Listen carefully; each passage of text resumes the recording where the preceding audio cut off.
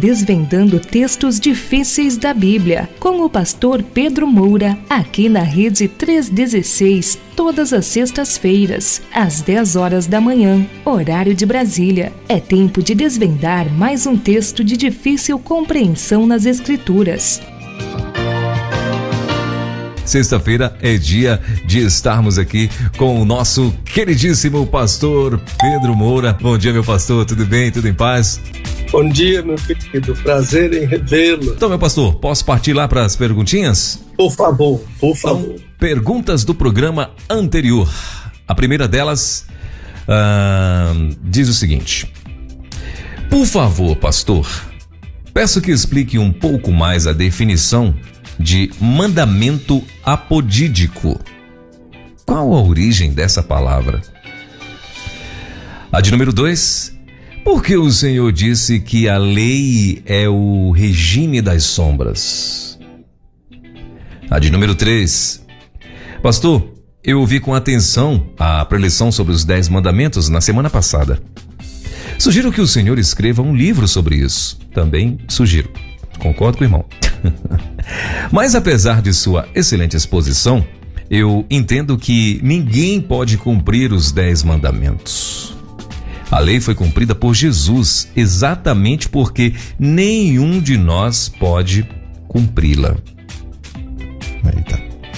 A de número 4, pastor, o que pode acontecer a quem, de propósito, decide não cumprir os 10 mandamentos? Essa é a de número 4 e a última também. Lembrando, meu pastor, antes de o senhor responder, que hoje, gente, isso vai acontecer também. Tem dias que o pastor vai trazer um assunto específico, baseado normalmente, às vezes, em alguma passagem bíblica, que é a dúvida do ouvinte, né, ou dos ouvintes, né? E tem dia também que ele vai estar aqui trazendo perguntas diversas, ou seja, várias perguntas, né, que as pessoas mandam e tal, perguntas mais soltas, vamos dizer assim, né, que ele dá para conciliar, trazer tudo de uma vez e responder dentro de um programa, que é o caso de hoje. Então hoje, o tema de hoje do programa será perguntas diversas para todo mundo aí que enviou a sua pergunta. Tomara que você que enviou a tua esteja aqui também, mas você vai saber daqui a pouquinho, meu pastor. A exceção hoje aqui nessa questão nesse tipo de programa de questões diversas, é que alguém incluiu aquele texto de primeira carta de Pedro 3, 18 a 20, que é uma pergunta que ocuparia um programa todo, ou até 2 programas, de modo que aquela questão vai ser, de certa forma, resumida, quando poderia ser um programa inteiro para fazê-la, né? Mas vamos deixar o pedido do ouvinte como ele formulou, não é isso? Sim. Posso ir? Pode ir, meu pastor, por favor. Então, a questão é o mandamento apodítico. E primeiro que a pessoa pergunta qual é a origem dessa palavra apodítico. Apodítico é uma palavra grega. Então, a etimologia dela é grega, uma palavra grega para dizer de alguma coisa que é tão convincente que não pode ser refutado. Não há como você dizer por que isso. Eu não concordo com isso. O mandamento apodítico não dá direito a ninguém de refutar. E principalmente porque esse mandamento apodítico foi dado por Deus, não é? 8 dos 10 mandamentos são apodíticos. Então, são mandamentos que não podem ser refutados. Então, o cumprimento do mandamento apodítico é necessário e não pode ser alterado. Por exemplo, não matar. O original lê: não assassinarás. Para fazer diferença, por exemplo, em defesa própria, né? Para fazer diferença na guerra. Na guerra, se você não matar, você morre, né? A questão da guerra é aquela que já foi analisada muito propriamente, né? É uma luta entre jovens que não se conhecem, que nunca se viram, que não são inimigos, para obedecer às ordens de velhos que estão em casa, são inimigos, mas não vão para a guerra, ficam lá esperando que os jovens se matem. Então, a ordem é: não assassinarás. E como é que eu posso explicar esse versículo do ponto de vista apodítico? Eu posso explicar de diversas formas. Uma delas é: não importa o lugar onde você estiver, você não pode matar. Se você estiver na Lua e lá aparecer um inimigo seu, você não pode matá-lo, porque o mandamento vale em todos os lugares onde você estiver. Não há nenhum lugar que lhe dê licença para matar. No fundo do mar, nas mais altas nuvens, não pode matar. Então, agora, um mandamento como o 5º mandamento, por exemplo, de certa forma, cuidado, porque eu não estou dizendo que o 5º mandamento pode ser relativizado, mas de certa forma, sim. Como eu poderia pensar em uma relativização do 5º mandamento? Ora, o 5º mandamento, principalmente de acordo com o entendimento de Paulo em Efésios capítulo 3, ele estabelece honra e obediência. Então, para quem é que deve honra aos pais? Todos os filhos, em qualquer idade, o pequenininho até o mais velho, devem honras aos pais. Agora, quem é que deve obediência? Filho adulto, casado, que não depende mais de pai e mãe, devem obediência aos pais? Eu, por exemplo, meus pais já estão com o Senhor, mas se eles estivessem vivos, eu devia a eles honra como devo, em memória deles, mas eu não devia obediência a meus pais. Meu pai não podia me dar uma ordem para dizer: você tem que fazer isso, como ele dava. Quando eu era pequeno e jovem e adolescente, eu ia ainda na casa dele como dependente dele. De modo que isso é um tipo é uma forma de relativizar um mandamento. Mas o 5º mandamento não é um mandamento apodítico. E a fórmula apodítica é: não matarás, não furtarás, não dirás falso. 8 dos 10 mandamentos têm a fórmula não, a fórmula apodítica. Então, o mesmo acontece com o 4º mandamento, por exemplo, que não é apodítico, é cerimonial.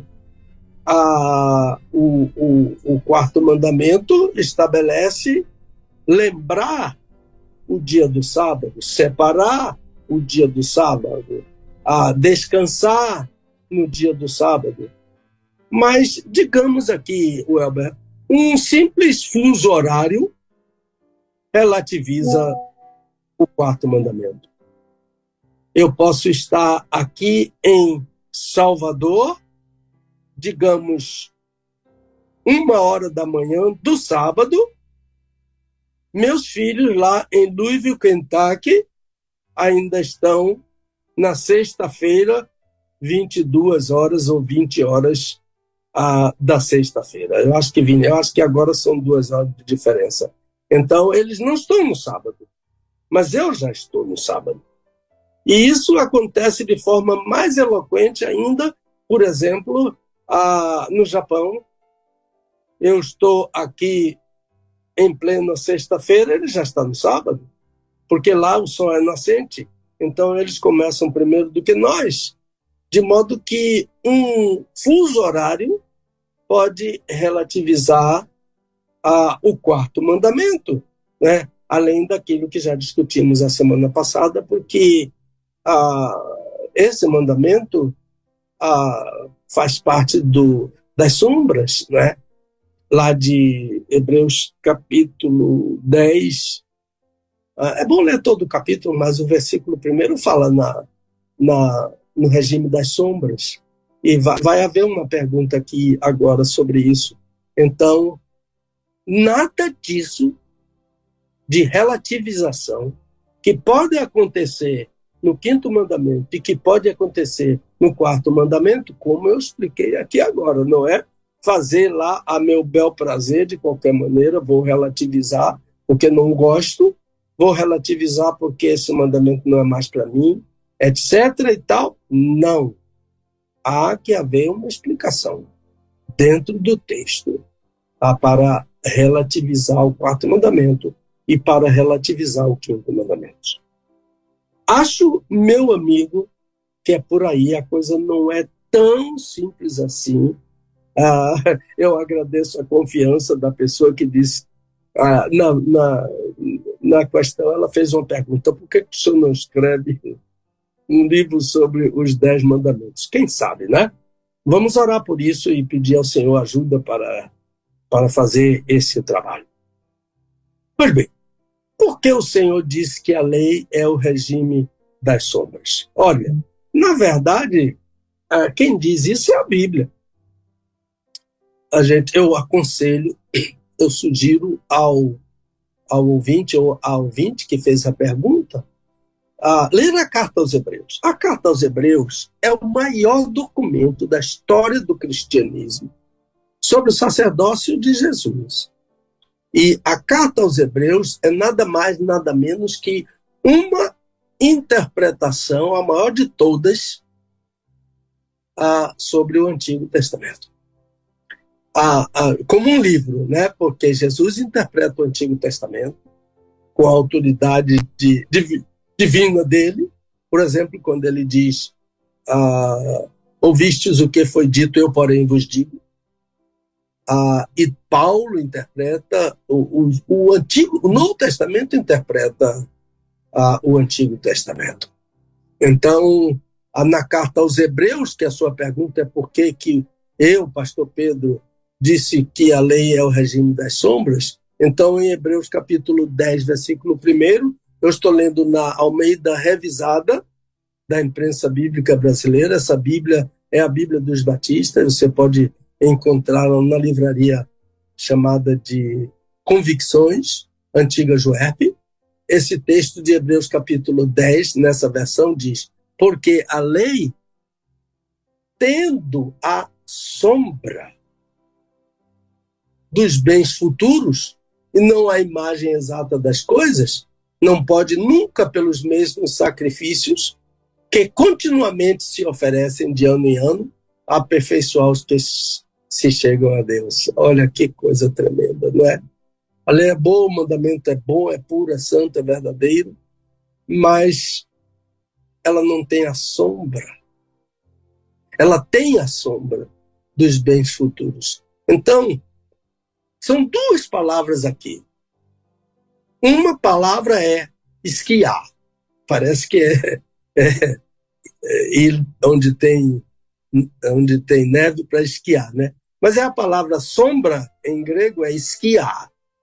E a outra palavra é eikon, que significa imagem.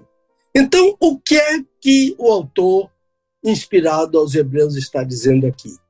Que a lei é a esquiar. A lei é uma sombra. Jesus é a eikon. Jesus é a imagem.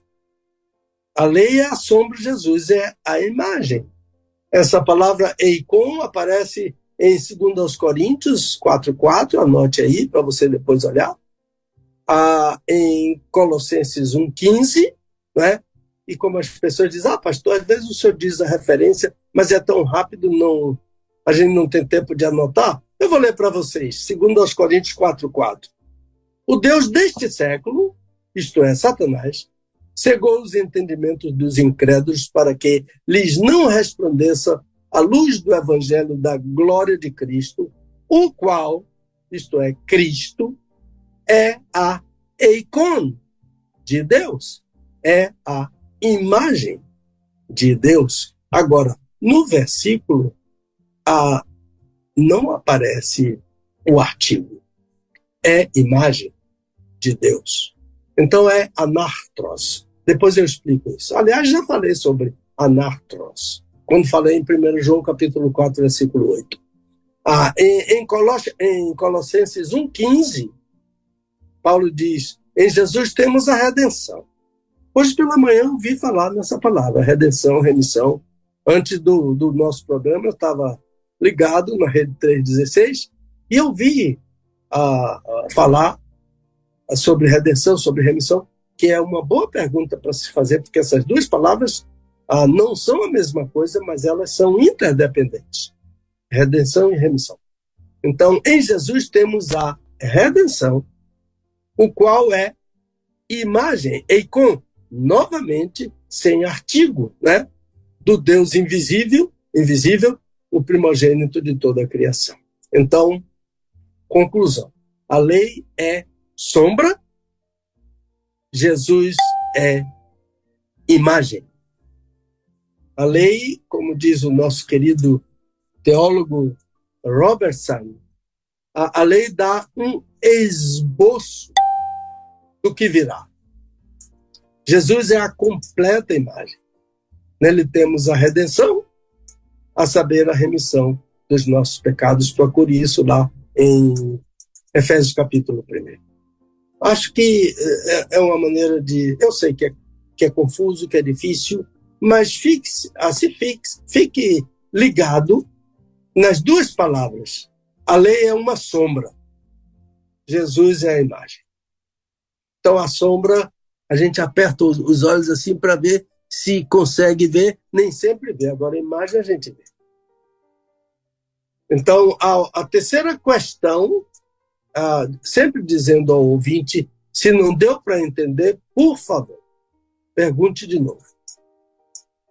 3, pastor, eu ouvi com atenção a preleção sobre os 10 mandamentos na semana passada. E sugiro que o senhor escreva um livro. Muito obrigado pela sugestão. É uma grande sugestão. E é uma grande honra ter a sua confiança para escrever um livro sobre este assunto. Mas, aí vem a adversativa.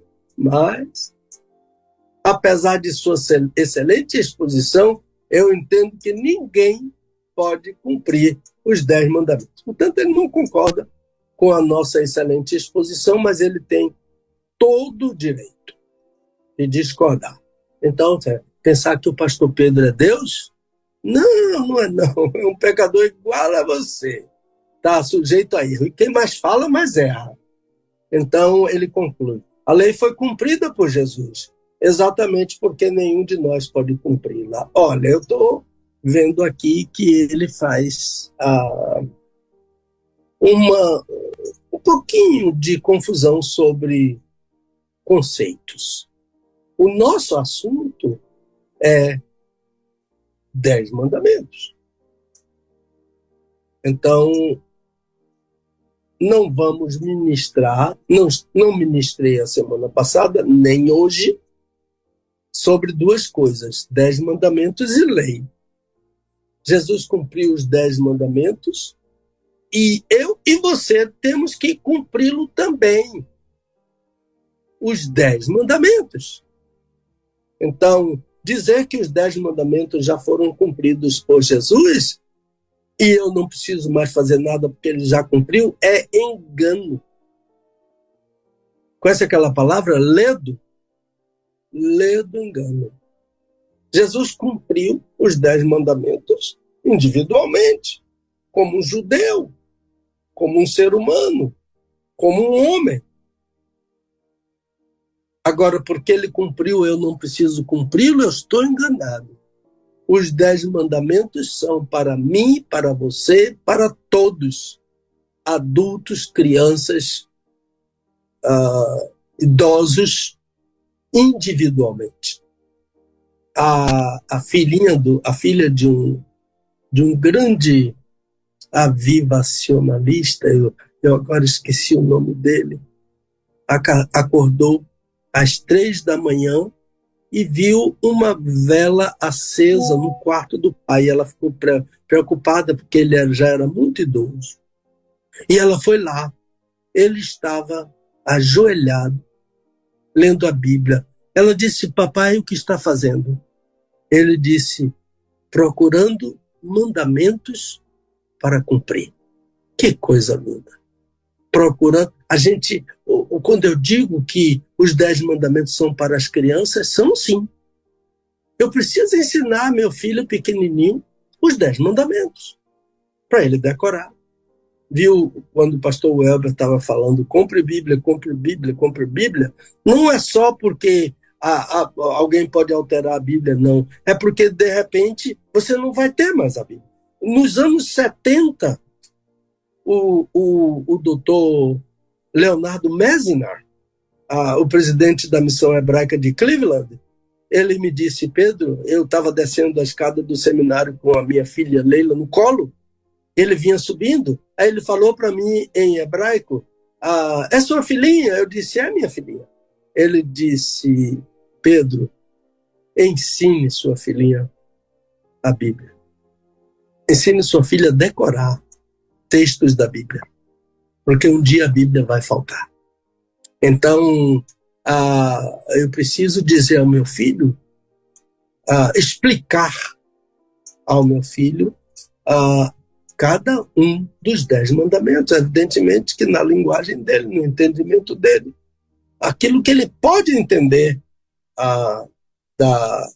dos 10 mandamentos. Então, o meu ouvinte, muito interessante ouvinte, muito própria a sua pergunta, mas observe que há uma pequena confusãozinha entre 10 mandamentos e lei. Então, o que eu estou falando é sobre os 10 mandamentos e não sobre a lei. Então, lei, a palavra Torá é traduzida por lei, mas, na verdade, a palavra Torá significa ensinamento. Então, a lei é um ensinamento. A Torá é o conjunto de todos os ensinamentos. Porque eu estou falando agora sobre a lei, não sobre os 10 mandamentos. Porque não é possível cumprir. Mas Jesus fez isso por nós. Isso não significa que eu devo andar como um fora da lei. Porque Jesus não andou como fora da lei, ele cumpriu a lei. Eu não vim destruir a lei, eu vim cumpri-la. Isso significa que por que Jesus cumpriu a lei em meu lugar? Porque a maldição da lei que pesava sobre mim foi carregada por ele. Então, lei e mandamento têm essas distinções. Então, os 10 mandamentos são chamados as 10 palavras. Então, por exemplo, não dirás falso testemunho. Eu posso dar um falso testemunho em juízo? Só porque Jesus já cumpriu a lei? Não. Ele não cumpriu essa lei do falso testemunho em meu lugar. Falso testemunho é crime. E as penas para esse crime são duras. Então, eu tenho, e você, meu amigo, também tem que cumprir os 10 mandamentos. Agora, eu acho que aqui é a última. Porque, pastor, o que pode acontecer a quem, de propósito, decide não cumprir os 10 mandamentos? Parte dessa pergunta já foi falada acima quando eu disse não dirás falso testemunho. E a pessoa diz: não, eu vou dizer um falso testemunho porque Jesus já cumpriu os 10 mandamentos em teu lugar. Não, você está cometendo um crime. Então, uma pessoa que deliberadamente decide não cumprir os 10 mandamentos, essa pessoa tem que arcar com as consequências. Por exemplo, há um sinal de trânsito que indica proibição de estacionamento. Aquela letra E bem grande, né, dentro do círculo, e ela está cortada. E algumas vezes ela tem um X. Aquele X não é estacionar, nem parar. Não pode parar ali naquele lugar. Entendeu? A não ser que o carro quebrou. Aí é outra história. Tem que ligar para o guincho. Então, eu estou diante de um sinal desse, está bem na minha frente. Eu vou e estaciono ali. Qual é a consequência? Não tem consequência? Eu me lembro que um dia eu fui a um banco, aqui pertinho da nossa casa, e eu só tinha que entregar um documento ali ao funcionário, alguma coisa dessa natureza, porque já tem algum tempo. E eu subi uma roda na calçada e subi as escadas rapidamente, mas foi exatamente a hora que o carro da polícia de trânsito ia passando. Ele parou, quando eu desci, ele disse: o senhor sabe que o senhor está infringindo? Eu disse: sei, e estou aqui para cumprir o que a lei determina. Falei assim para ele. Mas eu percebi que, infelizmente, ele estava querendo dinheiro. Aí ele fez uma pergunta assim para mim: o senhor não sabe falar outra língua? Percebeu? O senhor não sabe falar outra língua? Aí eu dei uma de desentendido, de João sem braço, e disse: eu até sei falar mais de uma língua. Aí, naquela hora, ia passando um policial do outro lado da rua, um policial crente que me conhecia. Ele atravessou a rua e disse: meu amigo, ele disse: ô fulano de tal, etc, etc. O que é que o senhor está dizendo ao meu pastor? Ele disse: é o seu pastor? Não sabia que era o seu pastor. Aí ele disse: o senhor pode ir embora, mas não pare mais aqui na calçada. Ele disse: tá bom, muito obrigado, Deus te abençoe, e fui embora. Então, eu tinha que arcar com as consequências, né? Não é dando propina a um policial corrupto, a uma autoridade corrupta. E o nosso país, infelizmente, está cheio disso. Violência e corrupção, gritantes. Então, eu vou, estaciono na placa, quando eu volto, eu posso ter uma multa e até não encontrar meu carro, né?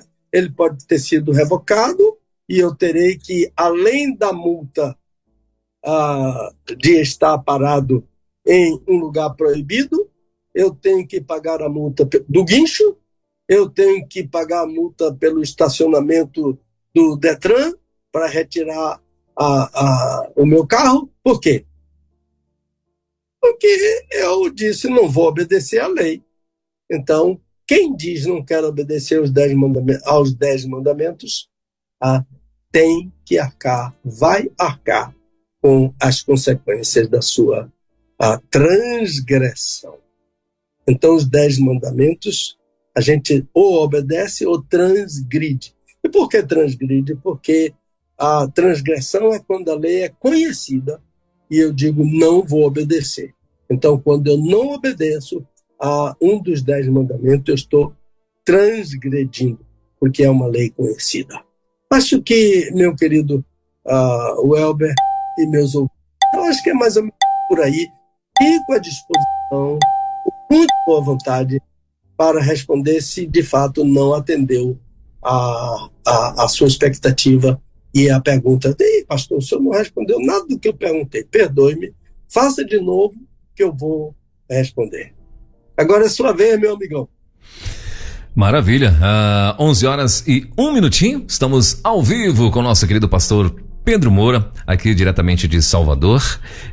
Pastor, antes de a gente partir lá para falar sobre aí os seus livros e tal, e daqui a pouquinho também já entrar no assunto do dia, eu gostaria de ter até alguns recados aqui que eu queria trazer aqui para o senhor rapidinho, que eu achei interessante, né? O meu amigo Misael, que está lá em South Carolina, nos Estados Unidos, né?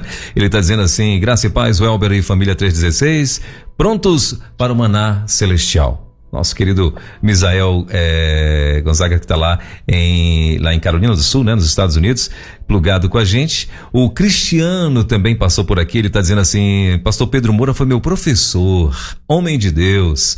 É o Cristiano Ramos, da Igreja Batista Filhos da Luz, Bahia, Salvador.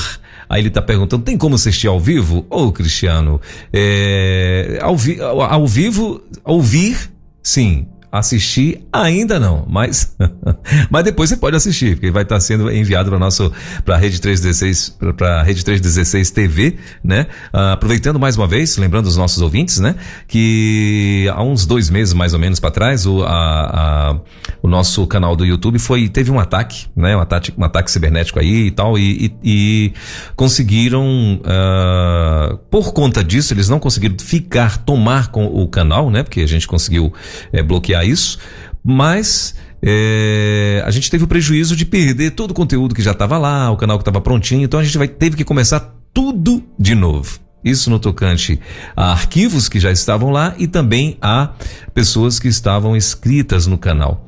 Então você vai fazer uma gentileza para nós. Você quer assistir o Pastor Pedro Moura no YouTube também depois? Então vai lá, se inscreve no canal, né? Por favor, depois que você se inscrever, aciona lá o sininho, né? Clica lá em cima do sininho para que toda novidade que chegar, você possa ficar por dentro, né? E também, claro, dá o famoso joinha, like, né? Clica lá em cima também para que outras pessoas possam serem sugestionadas, né? Pelo YouTube em estar assistindo o canal da Rede 316 TV lá no YouTube, tá bom? Então, depois você vai poder assistir ao vivo. Pelo menos por enquanto, viu, Cristiano? Em breve, eu acredito que a gente vai ter sim a transmissão também ao vivo dos nossos programas pela TV, pela Rede 316 TV. Tá bom, queridão? Obrigado pela tua participação. Aí, ó, é um ex-aluno do pastor Pedro Moura, que tá aí também linkado junto com a gente. Antes do seu comentar, meu pastor... Vou pregar na igreja dele em dezembro. Olha aí. Imagine. Em dezembro, eita, aí a agenda, né? A agenda é para dezembro aí, viu, Cristiano? Se Deus quiser. Amém. Deixa eu ver aqui. O Regis Pereira, meu pastor, também, ele fez uma perguntinha aqui que é tranquila.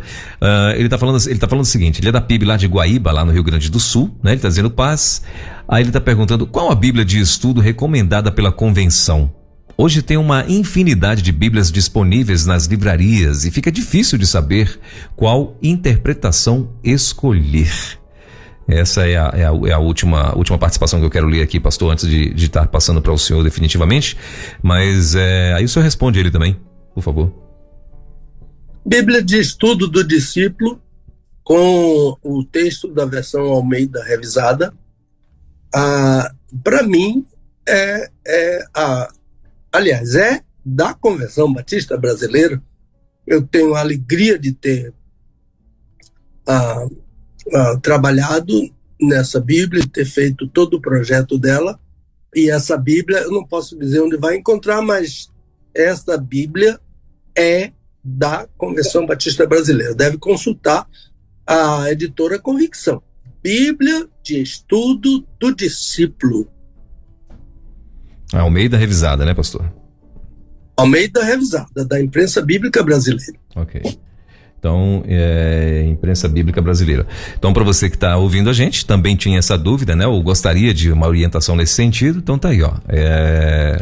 Corre atrás da Bíblia, não sei se na livraria da Junta de Missões tem, né? Mas aproveita, entra lá no site, dá prioridade, dá preferência, né? Para a livraria da Junta de Missões Nacionais, né? E vai lá, inclusive o Robson, lá da livraria, né? De repente, se não tiver, que eu acredito que deve ter sim, mas se não tiver, você pode pedir para ele providenciar e tal. Eu acredito que ele deve sim conseguir, né? E em breve estará lá na livraria da Junta de Missões Nacionais. Muito bem, pastor. Tem uma outra perguntinha que chegou aqui, meu pastor. O pessoal está aproveitando falar sobre Bíblia aqui rapidinho. A pessoa está dizendo assim, ó, onde ainda encontro a Bíblia versão revisada de acordo com os melhores textos em grego e hebraico. Olha, tem que consultar a edições Convicção. É essa aqui que está na minha mão, ó. Uhum. Essa aqui. Ela até do outono, tem 2 cores, tá vendo? Uhum. Tem que consultar a editora Convicções. Eu penso que seja a livraria da Junta de Missões Nacionais, é isso? Sim. Então, esse é considerado por mim e pelas pessoas que trabalharam nesse texto, o melhor texto em português da Bíblia de João Ferreira de Almeida. Ela é João Ferreira de Almeida, revisada de acordo com os melhores textos em hebraico e grego. Também aramaico. Muito bom. A Marlene da Silva, ela fez uma pergunta aqui, meu pastor, mas deixa eu responder a Marlene. Marlene, manda lá pro desvendando versículos difíceis @gmail.com. Ela está perguntando aqui, meu pastor, eu posso até comentar a pergunta dela. Ela falou assim, ela pediu para perguntar para o pastor Pedro e tal, com quem Caim se casou? Me perguntaram e eu não soube responder. Eu me lembro que o pastor Ercílio Arandas estava respondendo perguntas para um grupo de jovens na Igreja Batista do Garcia. Eu ainda era jovem, estava lá aí perguntaram a ele com quem Caim se casou. Ele, antes de responder, disse assim: o que é que você tem com a mulher dos outros? Tipo isso, né? Então, mas olha, ele fez isso uma brincadeira, mas sim, a gente vai responder para ela sem a brincadeira, vai responder dentro do que é possível responder sobre esse versículo. Pode mandar, como é o nome dela? Marlene da Silva. Irmã Marlene, por favor, pode mandar a sua questão, que vai ser recebida e respondida. Está lá em Sapucaia, no Rio de Janeiro, não é isso, Marlene? Obrigado, querida, Deus abençoe. Então, olha lá, desvendando versículos difíceis, @gmail.com. E Marlene, quer um conselho também? Você já adquiriu o Desvendando Versículos Difíceis da Bíblia, o livro do pastor Pedro Moura? Você já adquiriu? Se não adquiriu, eu aconselho, já que tem gente fazendo perguntas para você, essas perguntas assim, já te perguntaram, Marlene, pastor, já fizeram essa pergunta pro senhor com certeza, né? Já te perguntaram, Marlene, Adão tinha um umbigo? Adão tinha umbigo? O que você vai responder, Marlene, para essa pergunta? Então, Marlene, adquire lá o livro, né? Desvendando Versículos Difíceis da Bíblia, volume 1, porque eis que o 2 já está aí, né? Já estão pegando os ingredientes e botando dentro do recipiente lá para poder fazer esse bolo aí, viu? Então, se fosse você, adquiria já o número 1, viu? Mas, meu pastor, então vamos lá, vamos falar um pouco desses livros aí, né? O livro de Jonas vai ser lançado agora em junho, o volume 1, o volume 2 do Desvendando Versículos vai ser lançado, se Deus permitir, agora no final do ano, né? E até tinha um outro também, que acho que o senhor comentou um outro livro também, não foi? Tinha um terceiro ou não? Ou eu estou confundindo? Não, eu estou com uma agenda editorial, mas eu estou orando para escolher entre os assuntos que eu tenho estabelecido para isso, mas não está definido ainda. Então, o Jonas, ontem eu mandei para a editora-chefe da empresa gráfica da Bahia, e então eu estou com uma tarefa assim bem complicada para ver se dou conta nesse final de semana, se Deus quiser, de uma última revisão para na quinta-feira do Carnaval, na quinta-feira depois do Carnaval, já ir para a editora para entrar com o livro de Jonas. Então, isso vai depender de mim, dar conta dessa última revisão, que é uma revisão apuradíssima que eu tenho que fazer. Então, esse livro de Jonas, em junho, se Deus quiser, aliás, muito antes, porque depois que eu entro com a revisão, eu dou o imprima-se, são 20 dias para o livro ficar pronto. Então, bem cedo, esse livro está pronto. Mas ele vai ser apresentado, primeiramente, na Convenção Batista Baiana, desse ano. Antes, porém, ele estando pronto, toda a igreja onde eu pregar, eu levarei esse livro para os irmãos interessados, né? E eu acho que a pessoa está falando sobre Hebreus.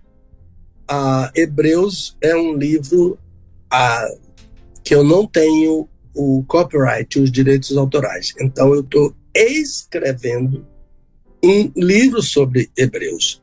Mas eu quero que ele esteja pronto no final do ano, mas eu não sei se ele estará.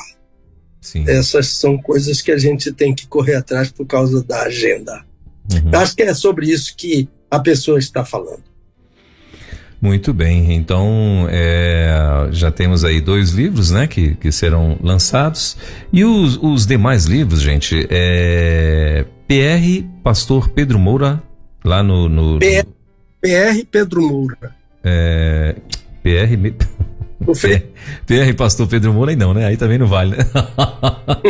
PR Pedro Moura, lá no Facebook, tem lá os livros, né? Tem as fotos, inclusive, lá, a arte dos livros, lá estão lá, de todos os livros que o pastor tem, né? Então você pode adquirir esses livros através do e-mail, anota aí, ministeriopastorpedromoura@gmail.com, viu? ministeriopastorpedromoura@gmail.com. Esse é o e-mail para você adquirir um dos livros do nosso querido pastor Pedro Moura, né? E são vários, né, que temos, e alguns deles, inclusive, em edição esgotadas, pelo menos por enquanto, né? Tem alguns, inclusive, que está até em revisão, né, pastor? Você falou que tinha alguns aí que estão em revisão e tal, para poder lançar mais uma outra edição. E já tem alguns que já está indo para a terceira, né? Terceira edição, é isso? Sim. Sim. Manual do Autor do Casamento. Eu fiz uma impressão da segunda edição, mas a ideia melhor é uma terceira edição. Sim. Então já tem vários livros, então faça isso. Ministério pastorpedromoura@gmail.com. Quer conhecer os livros? Então você vai lá no Facebook lá e PR Pastor Pedro Moura lá no Facebook, você vai achá-lo, e aí é só você escolher lá e tal, ou então compra logo um de cada, dos que estiverem, claro, a pronta entrega, porque tem alguns que o pastor falou que já estão esgotados e não estão a pronta entrega. Ele está falando PR por extenso ou PR? Não, é PR mesmo. Só PR. PR Pedro Moura. Isso, ele está falando, pastor, melhor, perdão, ele escreveu aqui, o e-mail é pastor por extenso. Não, no Facebook é PR, o e-mail é pastor por extenso, isso mesmo, tá bom? Então, ele está falando aqui, do Ministério do Pastor Pedro Moura. Isso, é Ministério, do jeitinho que eu estou falando aqui mesmo, tudo escrito, por extenso. ministeriopastorpedromoura@gmail.com. Esse é o e-mail lá para aquisição dos livros, ok? A Marlene está falando assim, Igreja Batista Vila Aparecida, ela de Sapucaí, ela falou, vou comprar com certeza. Tá certo, Marlene, obrigado, querida, Deus abençoe. Meu pastor, então vamos lá, deixa eu abrir pro senhor aqui, que o senhor não falou ainda como é que tá a sua agenda, se bem que nesse feriadão agora é impossível, né, até de sair de casa, né? A minha agenda vai ser revisão de livro, essa revisão que eu lhe falei, não é? Do livro de Jonas, que vai ser uma dor de cabeça, mas vai ser uma boa dor de cabeça. Sim. Se Deus quiser, para na quinta-feira, depois do carnaval, já entrar, né? Já estamos cuidando de ISBN, essas coisas todas que são obrigatórias, já estamos cuidando, e esse pessoal trabalha muito bem, e até nos ajuda, quando a gente erra alguma coisa, eles nos ajudam e corrigem. Fazem muitas perguntas para eles poderem nos ajudar. Mas é isso aí mesmo, então orar ao Senhor, não é, por esse tempo difícil, e aproveitar para ler a palavra de Deus, num tempo em que o Brasil está de ponta cabeça, o povo de Deus está orando. não é? Amém, amém. Estamos... Só nos resta orar, né, meu pastor? Em relação no tocante ao assunto Brasil, só nos resta orar, né? Para que o Papai do Céu lembre-se da gente e possa intervir nessa nação. Muito bem. Gente, 11 horas e 17 minutinhos. Então, meu pastor, vamos lá? Vamos para as perguntas de hoje, então? Vamos correr, não é?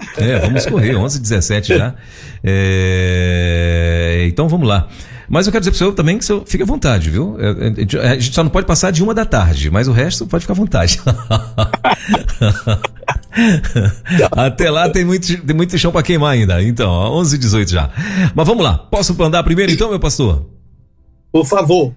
Questões diversas hoje, né? No nosso Desvendando Versículos Difíceis ao vivo aqui na rede, com o nosso querido pastor Pedro Moura. E a primeira perguntinha de hoje é: pastor, sou crente novo e ouço muito algumas palavras que são ditas no culto, mas não são em português.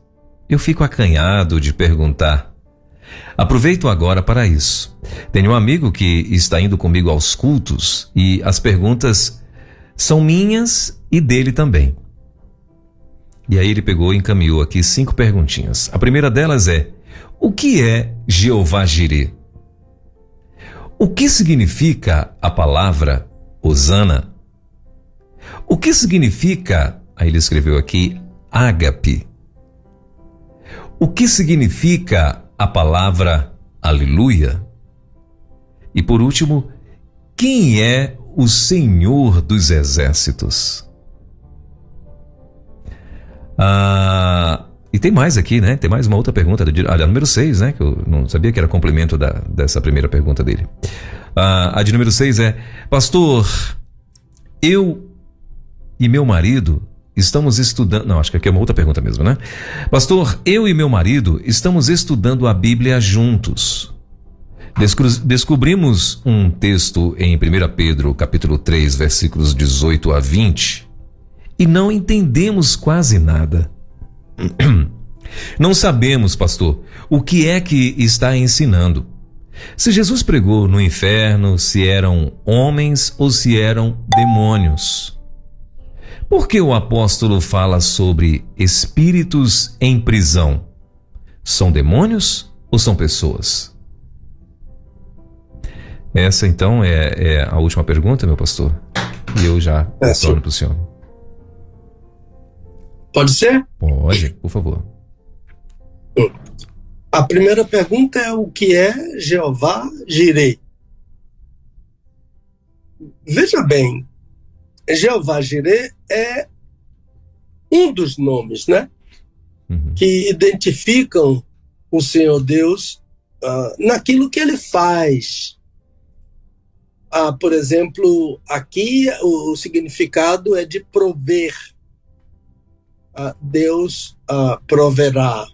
Seria uma tradução assim, bem literal. Acontece que essa pronúncia não está muito correta.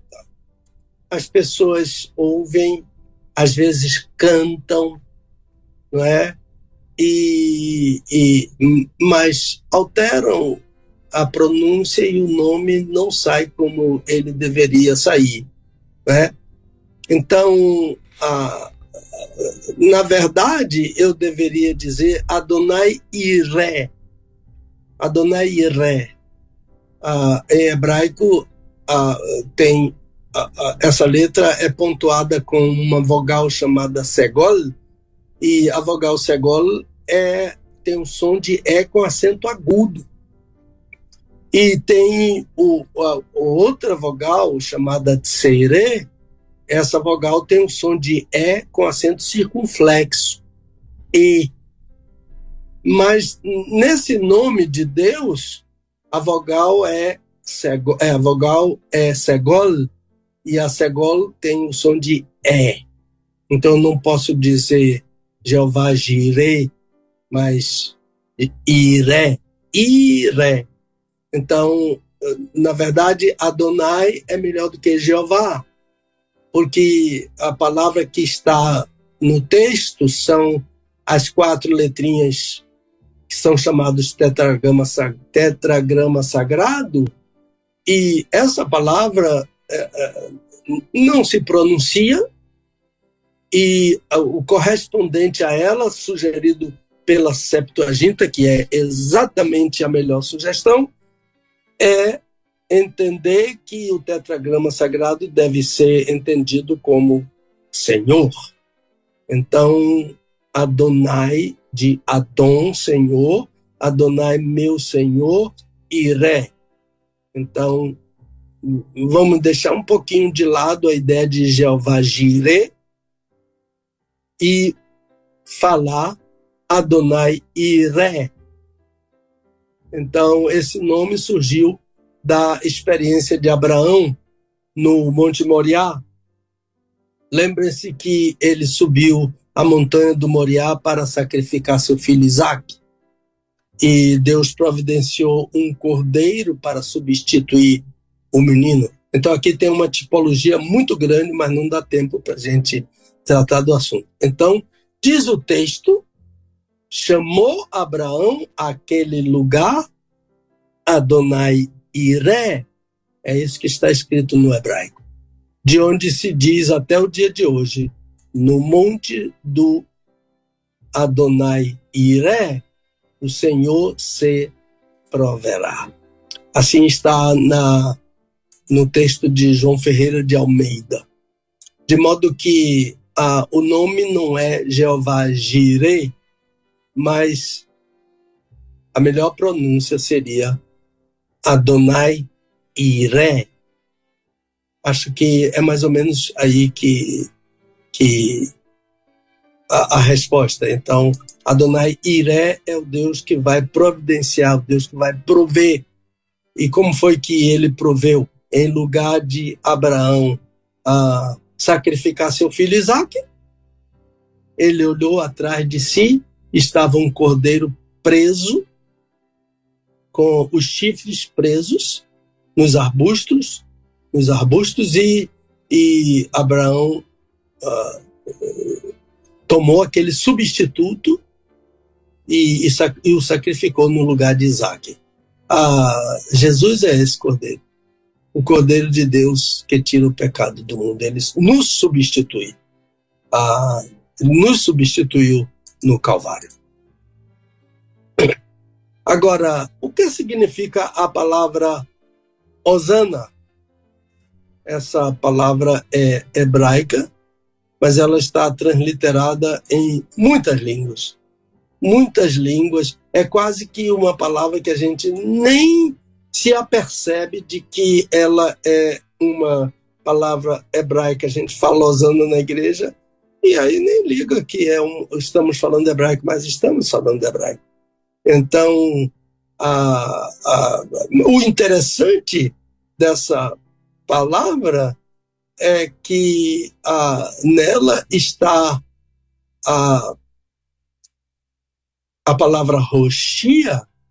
Jesus é roxieno, né? Tem uma expressão em hebraico, roxieno mimavet, quer dizer, ele me deu socorro diante da morte, roxieno mimavet.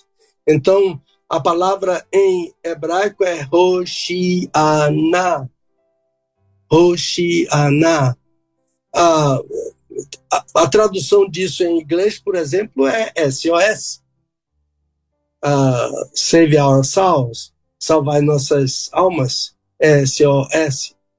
Hosana é SOS.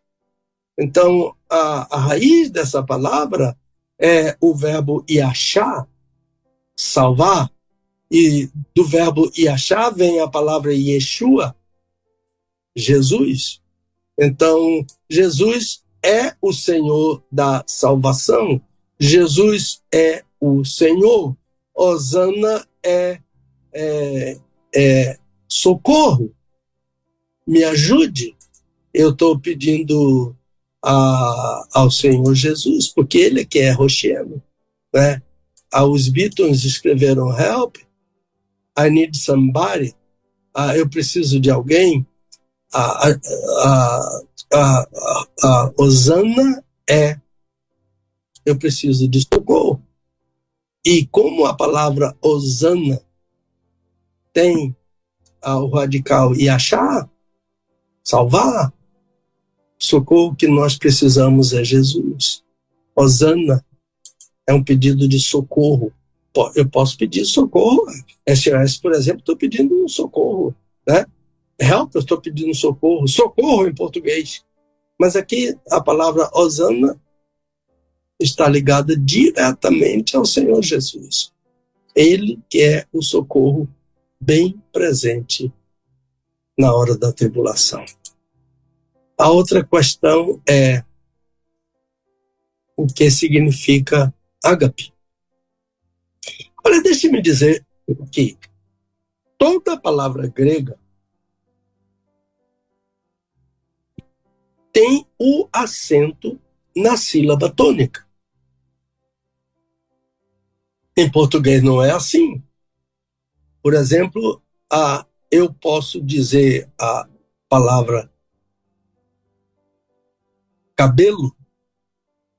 Eu sei que tem que falar cabelo, acentuando a segunda sílaba, não posso dizer cabelo, né? Cabelo não tem acento circunflexo na sílaba do meio, B. Se fosse grego, teria. Mas em português eu não preciso colocar o acento circunflexo. Em grego eu tenho que colocar. De modo que, repetindo, se a palavra cabelo fosse grega, eu tinha que colocar o acento no belo, no B, K-B. Eu tinha que indicar o acento. Então, a palavra que o ouvinte colocou aqui, ágape,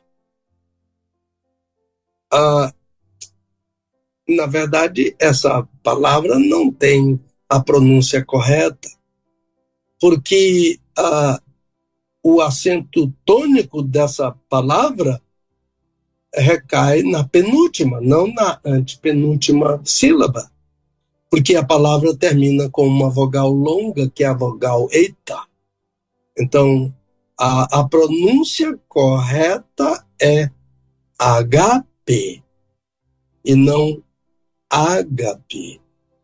HP, não HP. A palavra que significa amor, né? Por exemplo, em 1 João 4:8, o apóstolo diz Roteos agapestin. Ele não diz Roteos agape estin. Ele diz Roteos agape estin. Deus é amor.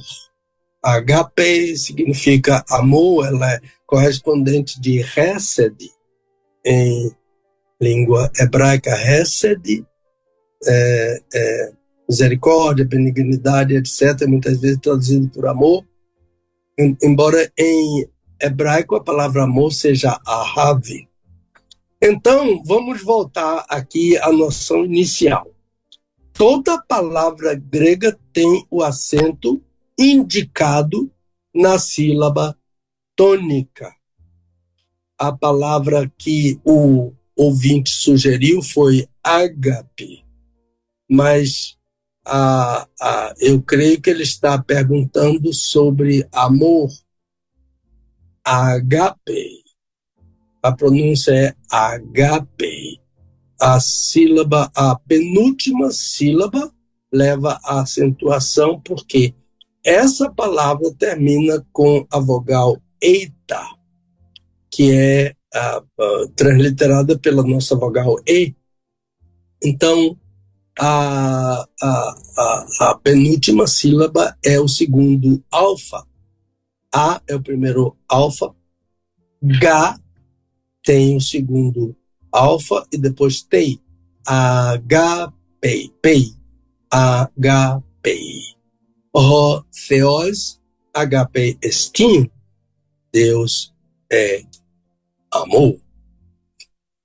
E deixe-me. Agora, na carta de Judas aparece a palavra agapais,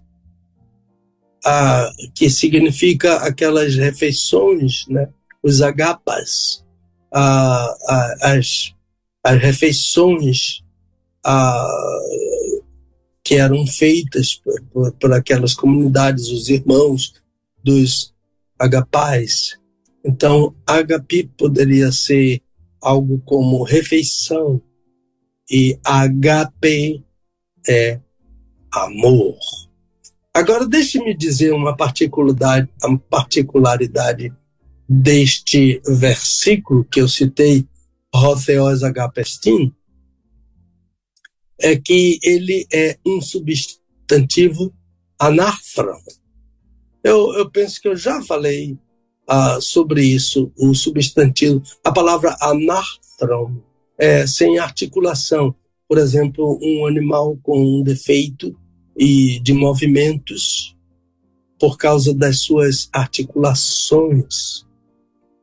Então, o anáfron, nesse sentido, como um artigo, é algo que não vai para lá e para cá, ele está fixo ali.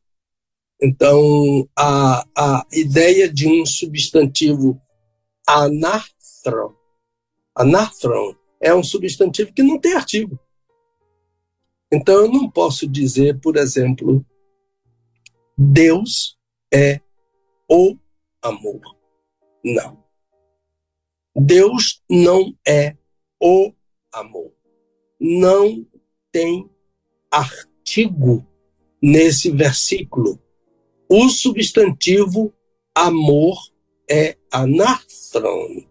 Então, é um substantivo desprovido de artigo. Então, você pode ler o versículo e dizer Deus é o amor. Você está errado. Não pode fazer isso.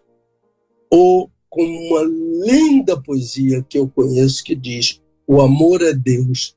Não é. Deus é amor. É um substantivo anáfron, não se articula para um lado nem outro, e como nós explicamos, ele não tem artigo. E voltando à palavra que foi cogitada pelo ouvinte, diga sempre HP, quando você estiver se referindo ao amor de Deus. Se você puder, ler 1 aos Coríntios 13, de 1 a 13, todas as vezes que aparecer a palavra amor, a palavra ali é HP. Então, tem igrejas com o nome Ágape. Tem bons artigos escritos, mas colocam a transliteração Ágape. Se está se referindo ao amor de Deus, não pode ser Ágape, mas HP. O que significa aleluia? Aleluia é outra palavra hebraica que a gente fala e nem se dá conta de que está falando hebraico. Na igreja falamos hebraico na igreja. E a gente nem toma emprestado, a gente acha que é nossa, né? Ninguém está preocupado que aleluia não é português, mas aleluia é hebraico. E é uma palavra composta. Então você poderia, por exemplo, escrever aí a palavra aleluia. A-L-E-L-U-I-A.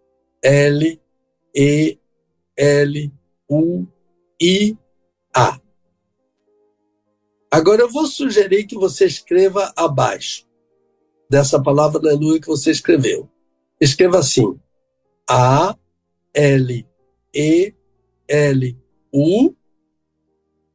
tracinho I-A. É assim que essa palavra é escrita em hebraico, com esse hífen aí. A-L-E-L-U tracinho I-A. Por que eu estou dizendo isso? Por que ela é escrita assim em hebraico? Porque ela é uma palavra composta. Alelu é uma palavra e A é outra palavra. E a maravilha dessa palavra é que alelu é um imperativo, um verbo no modo imperativo, e é preciso dizer que o modo imperativo é caracterizado como uma ordem. O imperativo é uma ordem. Então, alelu é uma ordem. Depois vem o hífen e a. São duas letras do nome de Deus. A melhor pronúncia para a palavra é aleluia. Em vez de aleluia, aleluia. Aleluia. É assim que se pronuncia essa palavra em hebraico. Agora, o que significa o alelu? O imperativo alelu é do verbo louvar. Então, quando eu digo alelu, eu estou dizendo louvai. Imperativo. Alelu, em português, é louvai. Tracinho, Iá, nome de Deus. Duas letras do nome de Deus. Então, Iá é uma abreviação do nome de Deus. Há um salmo que diz, o nome dele é Já. Não é uma boa transliteração. O nome de Deus é Iá. Então, uma vez uma pessoa disse que perguntou ao líder dela por que o nome de Deus é Já, que estava na Bíblia dela. Ela disse que a resposta foi, é porque Deus está sempre com pressa. Não tem nada a ver. A ideia de Iá, o nome dele é Iá, então o nome dele é Adonai. Tem duas letras desse nome, Adonai. Então, em hebraico, tem um H. Halelu, louvai, tracinho, Iá, a Deus. Louvai a Deus.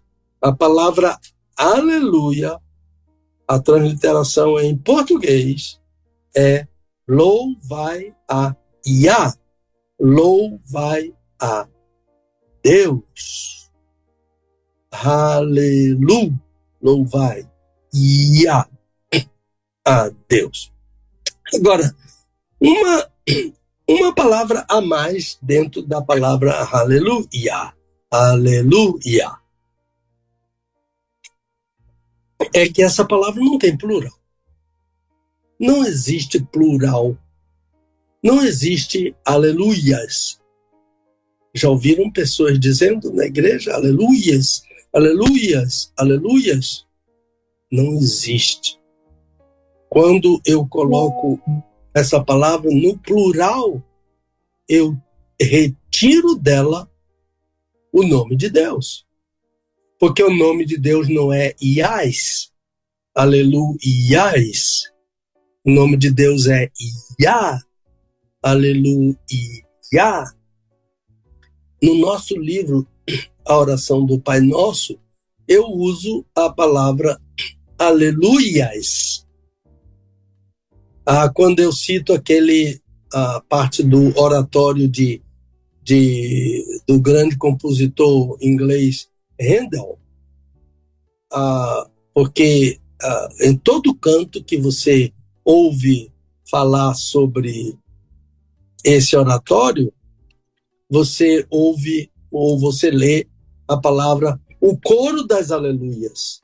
Ele foi chamado assim por alguém e isso pegou, o coro das aleluias. Mas não é o coro das aleluias, é o coro aleluia. Então, aleluias é um equívoco grave, porque retira da palavra o nome de Deus. O nome de Deus não é Yas, que formaria a palavra aleluias. O nome de Deus é Yah, e a pronúncia correta é aleluia, ou no hebraico, aleluia. Então, podem ser 1000, é sempre no plural, é sempre no singular. Todas as vezes a palavra é singular. Quem é o Senhor dos Exércitos? É Deus, o Deus dos exércitos de Israel. Há pouco foi perguntado quem é Adonai Iré. A pergunta foi quem é Jeová Jireh. A palavra é Adonai Iré. Quem é o Senhor dos Exércitos, né? Esse é um dos outros nomes do nosso Deus. Salmo 46, por exemplo, você aqui perguntou, quem quiser, pegue a sua Bíblia e leia o Salmo 46, versículo 7 e versículo 11. Este salmo tem um refrão: o Senhor dos Exércitos está conosco, o Deus de Jacó é o nosso refúgio. Então, em hebraico é Adonai Tsevaot. Adonai Tsevaot. Adonai Tsevaot é o Senhor dos Exércitos. A palavra exército, o exército de Israel, hoje é Tsavá. E Tsevaot é um plural feminino. Exércitos é feminino em hebraico. Adonai Tsevaot. A palavra Tsavá é exército. Tsevaot é plural exércitos. Então o nome de Deus é Adonai Tsevaot. Deus é o grande general dos exércitos de Israel. Deus é o grande general do seu povo. Deus é o grande general da igreja. Há um hino que diz: o nosso general é Cristo. Ele lidera o exército de Israel. Ele lidera o exército que é a igreja. Aleluia! Adonai Tsevaot é o nosso general. Finalmente, essa questão aqui, que precisaria de 1 ou 2 programas, nós vamos tentar responder da maneira que a gente puder. E a pergunta é que a pessoa tem dificuldade com o texto de primeira carta de Pedro 3, 18 a 20. Olha, se você tem dificuldade com esse versículo, você está numa boa companhia, porque é muito difícil alguém dizer: eu entendi tudo que Pedro quis dizer em sua primeira carta, capítulo 3, versículo 18. A pessoa continua: não sei se Jesus pregou no inferno a homens ou a demônios, porque o apóstolo fala sobre espíritos em prisão. Agora a pessoa faz a pergunta, um casal, não é? São demônios ou são pessoas humanas, né? Então, eu vou ler esse texto aqui para melhor conhecimento dos demais ouvintes, e eu aconselho que você abra sua Bíblia na primeira carta de Pedro, capítulo 3, versículos 18 a 20. Diz assim o apóstolo: porque também Cristo morreu uma só vez pelos pecados, o justo pelos injustos, para levar-nos a Deus, sendo, na verdade, morto na carne, mas, olha, vivificado passivamente aí O particípio é um particípio passivo, vivificado no Espírito, no qual também foi e pregou aos espíritos em prisão, os quais no outro tempo foram rebeldes, quando a longanimidade de Deus esperava nos dias de Noé, enquanto se preparava a arca, na qual poucas, isto é, 8 almas, são pessoas, né? Se salvaram através da água, que também agora, por uma verdadeira figura, o batismo vos salva, o qual não é o despojamento da imundícia, o qual não é o despojamento da imundícia da carne, mas a indagação de uma boa consciência para com Deus pela ressurreição de Cristo Jesus, que está à destra de Deus, tendo subido ao céu, havendo-se-lhe sujeitado os anjos, as autoridades e as potestades. Muito complexo, de fato. Nós não vamos tratar de tudo, porque a pergunta da pessoa é limitada aqui, né? Se pregou no inferno e pregou a quem? Esses espíritos são pessoas ou são demônios? Então, esse texto trata da crucificação do Senhor Jesus. Pedro, o apóstolo, foi testemunha disso, né? E ele está escrevendo sobre isso, e ele começa por isentar o Senhor Jesus. Ele faz uma apologia, né? Para que não reste dúvida, porque o Senhor Jesus não precisa desse tipo de apologia, mas o ensino é preciso, usando a famosa figura de linguagem chamada merisma, ou merisma, não sei como é a pronúncia em português, mas em grego é merismos, que é uma pergunta que divide o assunto distintamente. Então, o que é que ele distingue aqui? Justos e injustos. O texto original é mais simples do que o que aparece no nosso texto. Em vez de dizer o justo pelos injustos, o texto grego diz justos por injustos. É anartros. Também não tem artigo, como está no português da nossa versão Almeida Revisada e na maioria das versões. O justo pelos injustos. Não é anartros, não tem artigo. Então a tradução literal é justos por injustos.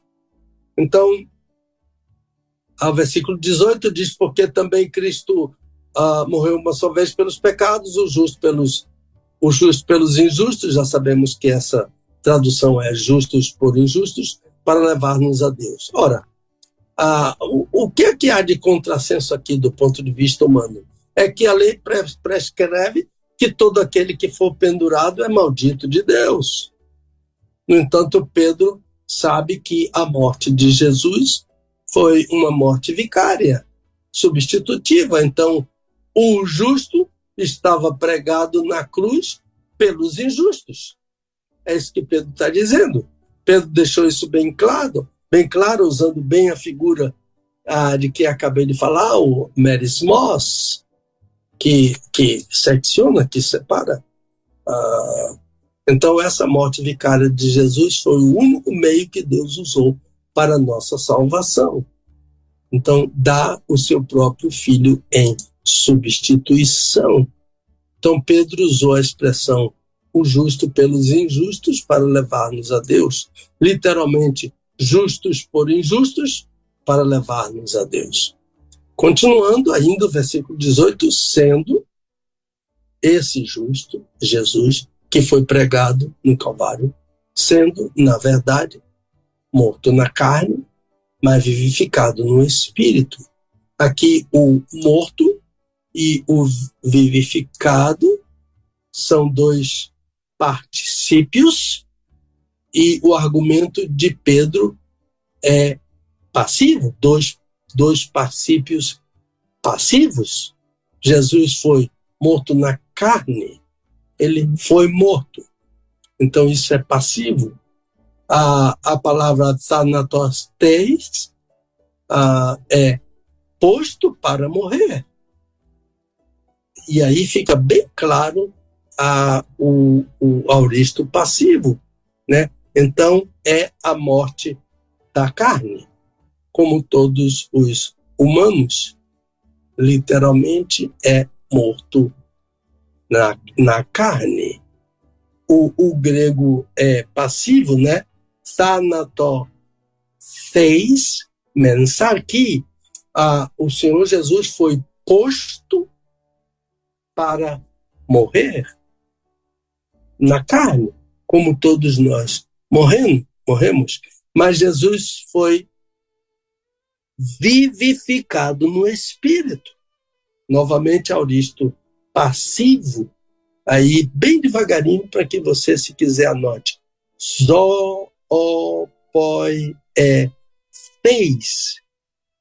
de pneumati. Então, posto para ser vivificado no espírito.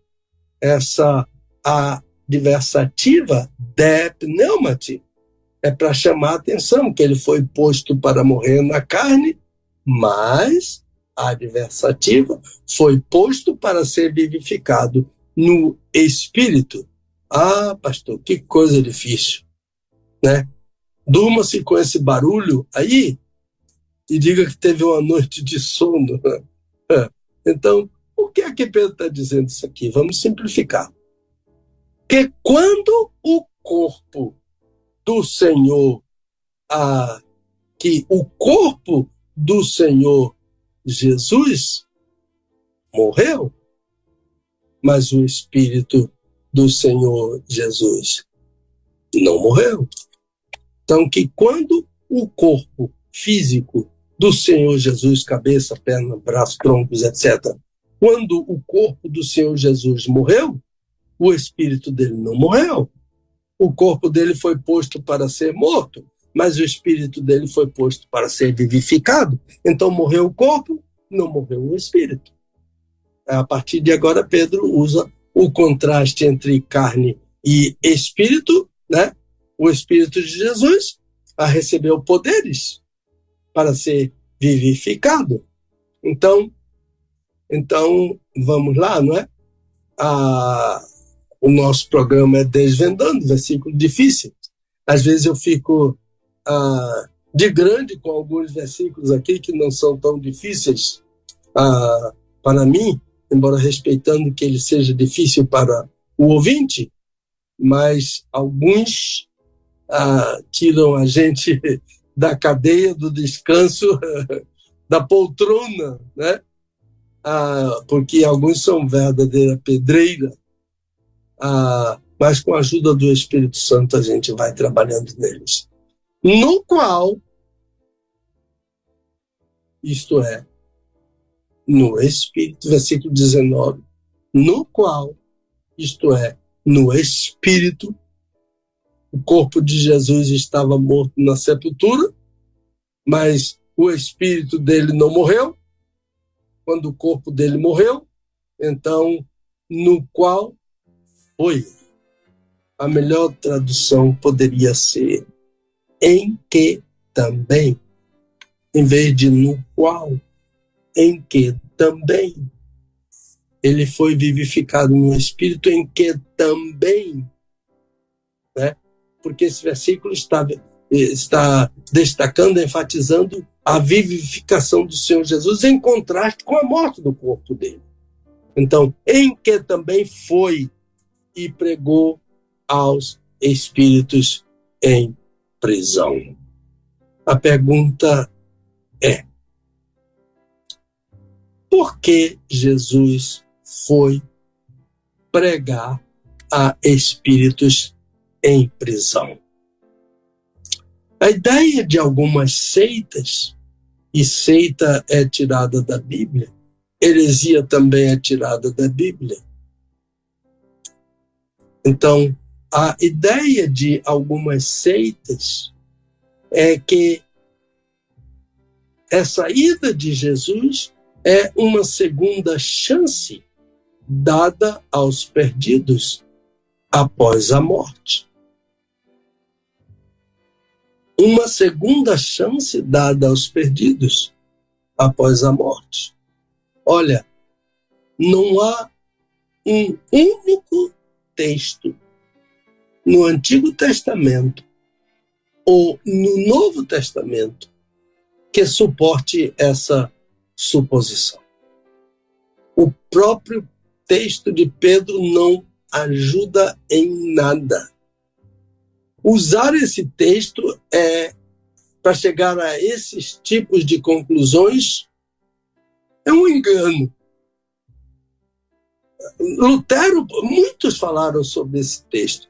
Lutero, por exemplo, disse: eu não sei nada do que Pedro quis dizer nesse texto. Imagine, Lutero: eu não sei nada do que Pedro quis dizer nesse texto.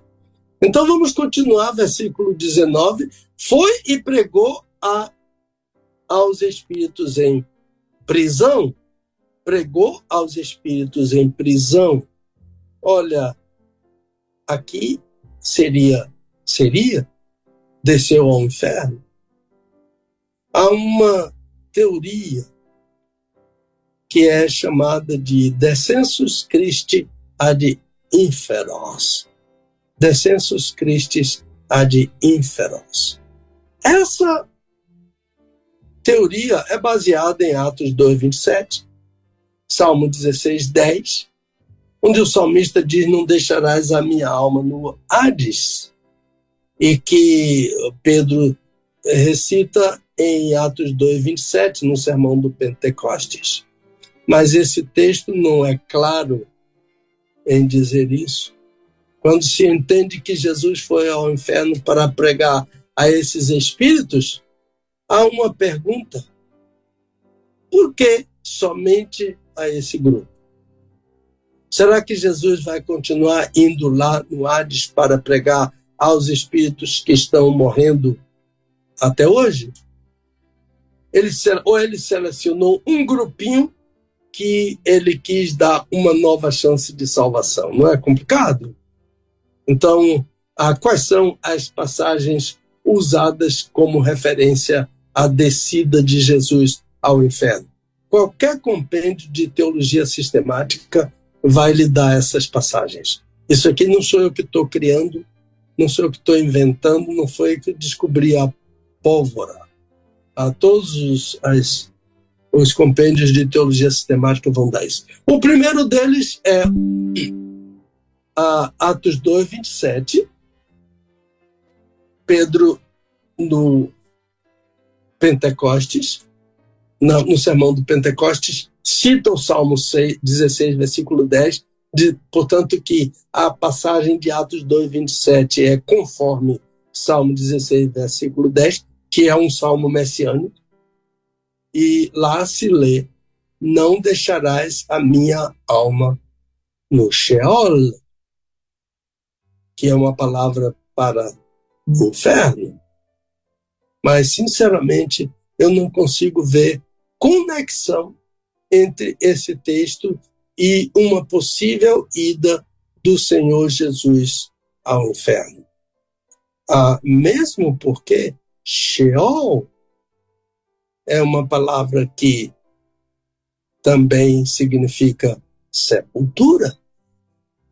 E este salmo está falando sobre sepultura, porque é na sepultura que o corpo se corrompe.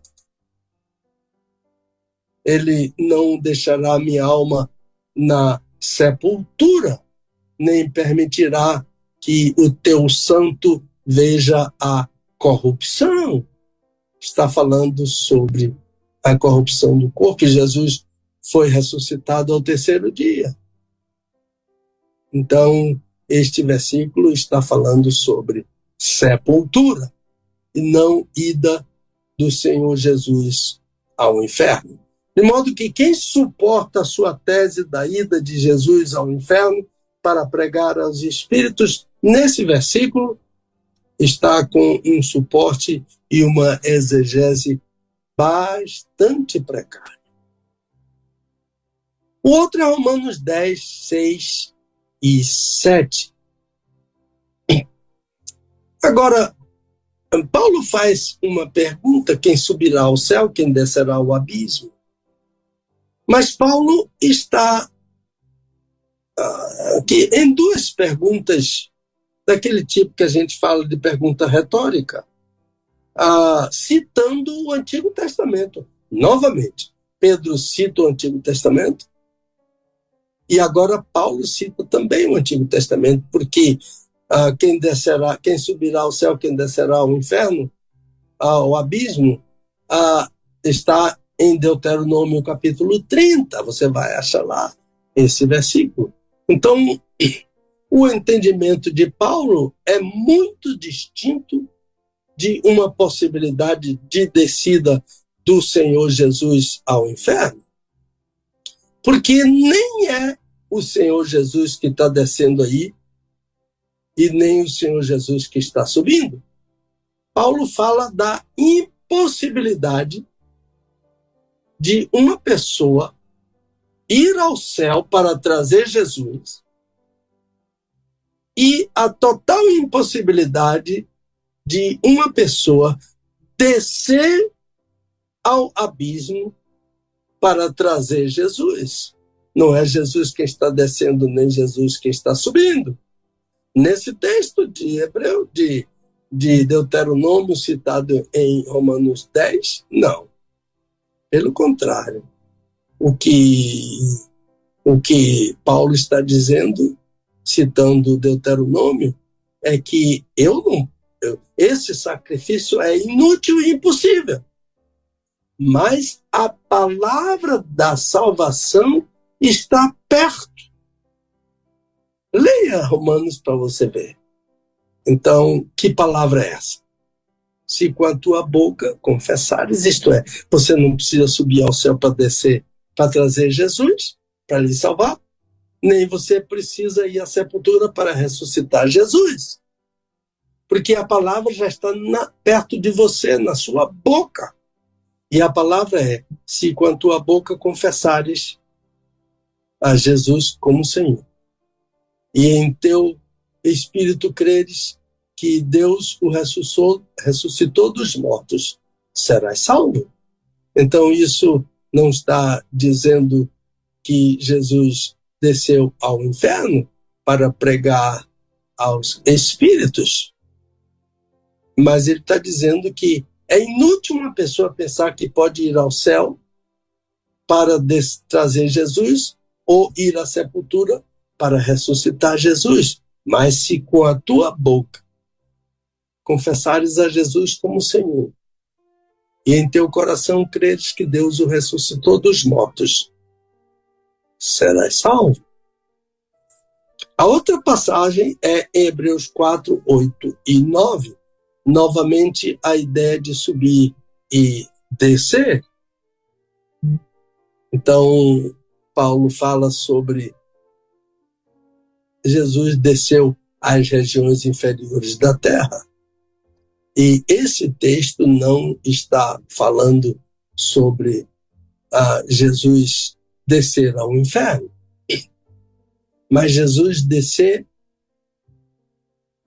à terra para encarnar. É sobre isso que Paulo está falando em Efésios 4, 8 e 9. E o melhor que se pode entender dessa passagem é que ela se refere à encarnação do Senhor Jesus, não a uma ida ao inferno.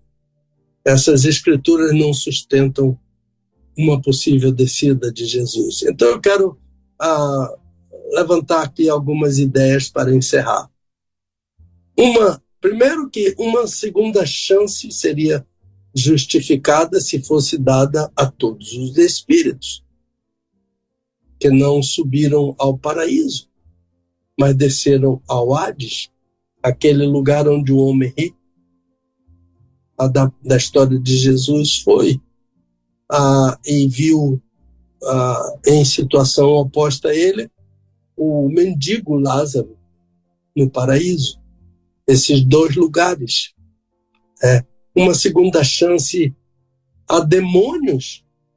Jesus descer para pregar a demônios não se justificaria em qualquer espécie, porque todos os demônios já estão condenados, né? Então, há uma outra ideia que seria: desceu para falar da condenação deles ao inferno. Mas para que pregar no inferno a demônios que já estão no inferno? Para tratar da condenação deles. Eles já estão lá e eles já estão condenados. Há uma outra ideia de que seriam crentes. E a ideia que eu posso sugerir, suspeitar, de que seja baseada em Hebreus 11, 39 e 40, há um grupo de crentes que não alcançou a promessa, diz o autor aos Hebreus, não foram aperfeiçoados. Então Jesus desceu ao inferno para pregar a eles. A minha pergunta é: crentes no inferno? Quando Pedro está tratando de gente desobediente, não de crentes. Ninguém vai descer ao inferno para encontrar crentes. Jesus não desceu ao inferno para encontrar as pessoas de Hebreus 11, 39 e 40. Aliás, eu abro um parênteses para dizer que Hebreus 11, 39 e 40 é um texto de muito difícil interpretação, mas com certeza ele não dá suporte a crentes no inferno, por não serem aperfeiçoados sem nós, os que estamos depois de Cristo. Então, uma outra questão para a não descida de Jesus ao inferno. Observe, para pregar a espíritos em prisão, é que Jesus diz ao ladrão: hoje mesmo estarás comigo no paraíso. Por que disse isso? Por que ele não disse: eu vou ao Hades para pregar aos antediluvianos, para pregar aos espíritos em prisão, depois eu vou me encontrar com você no paraíso? Jesus não disse isso. Então, você pode dizer assim: olha, eu já estou muito confuso. E eu digo a vocês, eu também. Mas eu gosto da ideia de Agostinho de Hipona. Eu penso que Agostinho foi quem captou uma ideia que a gente não encontra discordâncias para discutir com ele, porque Agostinho entende que Jesus, pré-encarnado, pregou aos antediluvianos, que são citados por Pedro. Eu não estou dizendo que Agostinho descobriu a pólvora e ele tem a resposta para tudo isso, porque ele mesmo diz que a coisa é complicada. Então, essa questão dele, de que o Senhor Jesus pré-encarnado, e Pedro estaria dizendo isso, pregou aos antediluvianos, essa questão dele é muito festejada por muitos estudiosos. Mas mesmo a ideia de Agostinho vai cair na questão que não quer calar. Por que Jesus foi ao inferno pregar somente a esse grupo? Ele continua indo para pregar aos demais desobedientes? Então, nosso teólogo, grande teólogo Robertson, também afirma que a linguagem de Pedro é clara. Ele até usa bastante clara, exceto que não deixa claro se Jesus fez a pregação aos espíritos na prisão depois da sua morte, ou às pessoas cujos espíritos estão também agora na prisão. Em suma, o nosso querido Robertson, que também foi tão humilde para dizer que não entendeu, colocou mais dificuldade em nossa cabeça. Eu vou ficar por aqui, irmãos, e vou aguardar a vinda das demais perguntas